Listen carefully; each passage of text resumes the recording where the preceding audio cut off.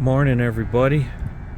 So, this is what happens in the summer in San Luis Valley community on the state highways. You get a bunch of real cowboys moving a real herd of cattle across the state road with dogs and everything, just like in the 1800s, by horseback. Actually, they're going down a county road.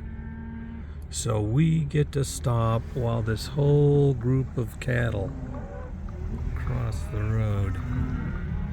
And actually, here's about over now while I started filming. But that's Highway 285. And we waited for all these cattle to cross the road. Awesome, huh? Still living in the country after all these years. Have a good day.